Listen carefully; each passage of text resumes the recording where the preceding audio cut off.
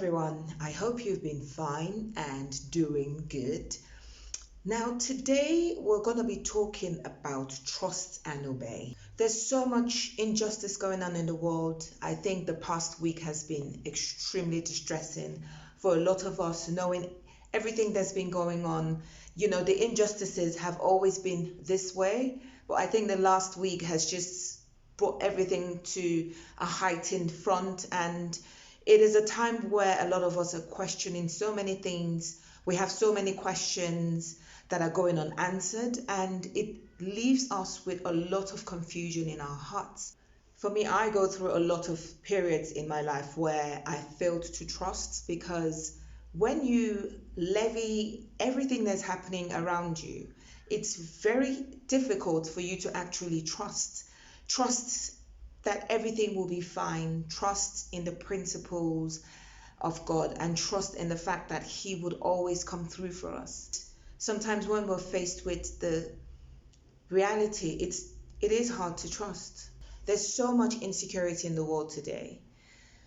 There's the pandemic we have to deal with, or we've been dealing with. It's such an unprecedented time, and in this recent past, we've dealt with murder to rape, and it just fills us with so much sadness, confusion, nostalgia, so much pain, depression, and it leaves us wondering what exactly is going on and how come these things are actually going on.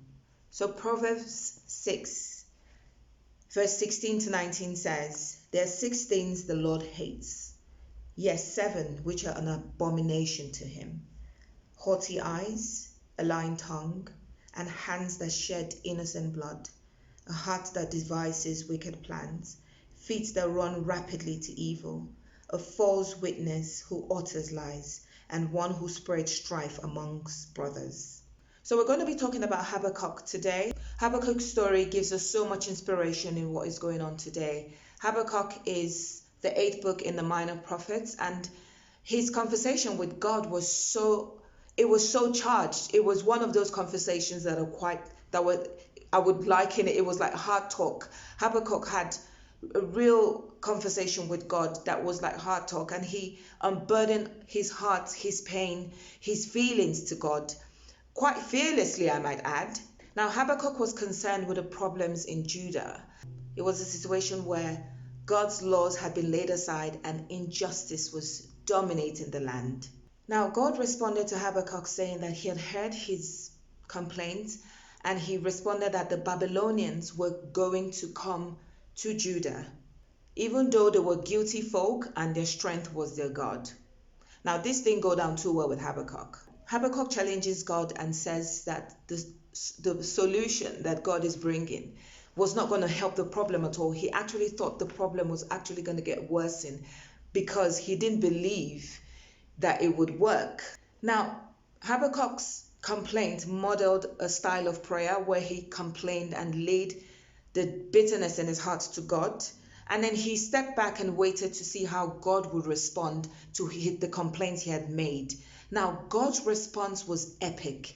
It was something that it was quite difficult to interpret at the time, but his response was like a bam, if you call it. It was epic, and it was precise and concise and to the point. Now, what did God say to Habakkuk?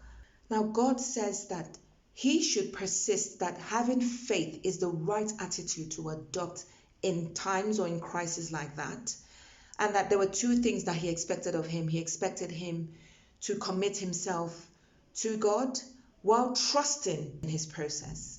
God says having faith in Him was the right attitude to adopt, and that we must also trust in Him and trust that His solutions are perfect and in order, and His solutions have our best interest at heart. Now, the thing is, we have to always believe that all oppressors will surely and ultimately fall. We might not have the dates of their falling, but the Bible teaches us and tells us that anyone who does evil will surely meet his downfall. So that on its own is something that can give us a little bit of hope.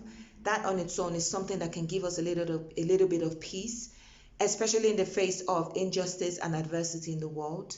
Now, the thing is, can we draw lessons from the story of Habakkuk? Because basically, Habakkuk posed some very serious and real problems to God, problems that are real. Sometimes we tend to want to push these problems away by praying it away, but it's important for us to speak up about these problems. Even if it's speaking up to our Father and our God, we have to release and communicate that problem to God. So basically, Habakkuk's questions were real because they didn't only reflect the problems that were being faced in Judah at the time, they actually reflect problems that we are currently facing now, challenges and issues that the world is currently going through.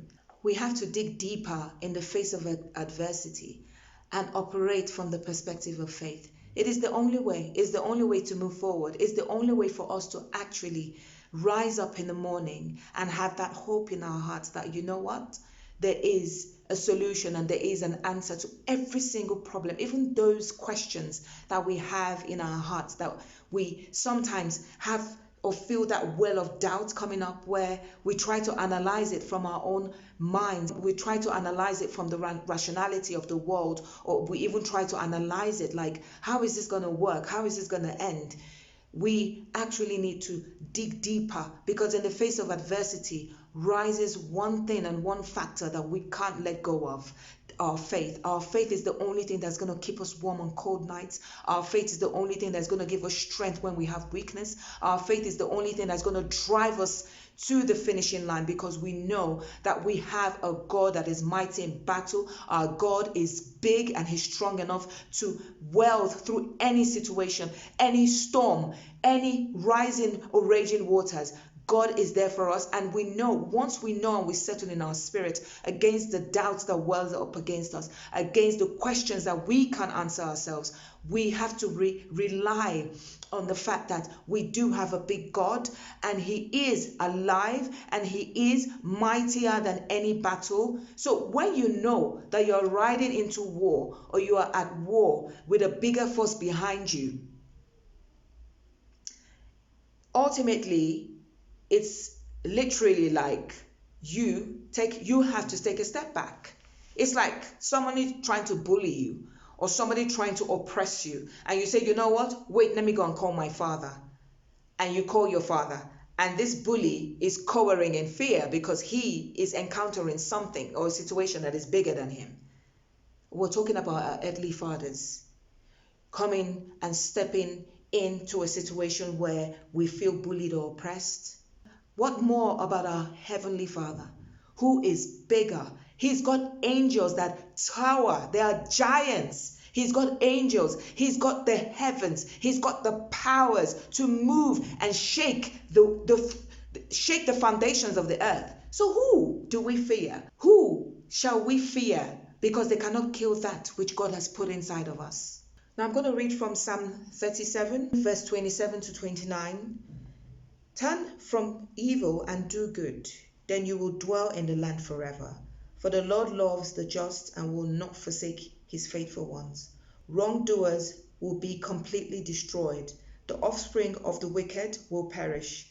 The righteous will inherit the land and dwell in it forever. We must learn and learn and learn and learn and learn to live and rely on the strength of God. We can't fight these battles ourselves.